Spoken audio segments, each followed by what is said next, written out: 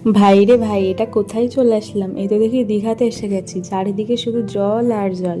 তোমরা কিন্তু এটাকে আবার দীঘা ভেবো না, এটা হচ্ছে আমাদের প্রাণের চাকদার শহর।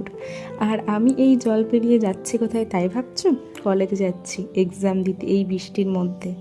আর কলেজে যেতে না যেতেই আমাদের খাওয়া দাওয়া স্টার্ট হয়ে গেছে, পরীক্ষার কোনো টেনশন নেই আমাদের। জমিয়ে আড্ডা দিচ্ছে ক্লাসের সবাই। এক্সাম শেষ হয়ে যায়, এক্সাম দিয়ে বেরিয়ে পড়লাম একটা মন্দিরের উদ্দেশ্যে, তো দেখি মন্দিরটা বন্ধ, তালা দেওয়া। তারপর আমাদের মাথায় ভূত চাপলো যে আমরা কল্যাণী শিল্পাঞ্চল থেকে কল্যাণী ঘোষপাড়া হেঁটে যাব। তো সেই মতন হাঁটা শুরু করলাম। রাস্তায় চোখে পড়লো কল্যাণীর ফেমাস ক্যাফে, এখন যেটা ইনস্টাগ্রামে খুব ভাইরাল, মাটি ক্যাফে। এখানে ঢুকতেই প্রথমে 20 টাকা লাগে, তারপর খাওয়া দাওয়া তো আলাদাই ব্যাপার। তারপর যেতে যেতে একটু ফটো তোলা হলো তিনজনে। দেখতে দেখতে আইটিআইয়ের সামনেও এসে গেছি। এই যে আইটিআইয়ের প্যান্ডেল তৈরি হচ্ছে, এইখানে যে কী ভিড় হবে পুজোর সময় তোমরা সেটা জানোই।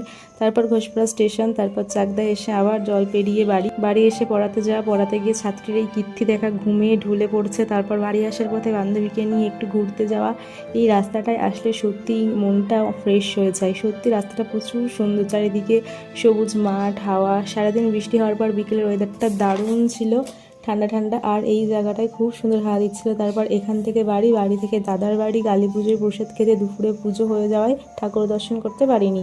প্রসাদ খাওয়ার পর বান্ধবীরা মিলে কিছু মেমোরিজ তৈরি করলাম। তো আজকে এই দিনটা আমার এইভাবেই কাটলো। তো বাই। আর নতুন ভিডিও দেখার জন্য আমাকে সাবস্ক্রাইব করো প্লিজ।